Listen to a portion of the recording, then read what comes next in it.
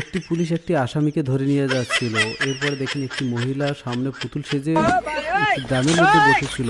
এরপরে সেই ড্রাম শিকলটি খুলে দিয়ে হাতে ওই লোকটিকে ড্রামের ভিতর ঢুকিয়ে আবারও সেই মুক্তির মতো হয়ে ড্রামের উপর দাঁড়িয়ে গেল। এদিকে পুলিশটি ফোনে কথাই বলছিল, কথা বলতে বলতে এখন দেখি যে তার আসামি নাই। এরপরে কি হলো আপনারা বন্ধুরা, তোমরা যারা বাবা মাকে ভালোবাসো তারা ভিডিওতে একটা লাইক দিয়ে চ্যানেলটি সাবস্ক্রাইব করে দিও। এরপর সে খোঁজাখুঁজি করে দেখতেছে কোথাও পাওয়া যাচ্ছে না। এরপর দেখি যে সেই মুক্তিটা যেখানে ছিল সেখানেই তো আছে, তাহলে আমার চোরটি গেল কই? ওইদিকে ভিতরে লোকটি ওইদিকে ভিতরে লোকটি যে বসে আছে তা জানে না। এরপরে অনেক খোঁজাখুঁজি করলো, খোঁজাখুঁজি করে পর বলতেছে আমার আসামি কোথায়, আমার আসামি কোথায়?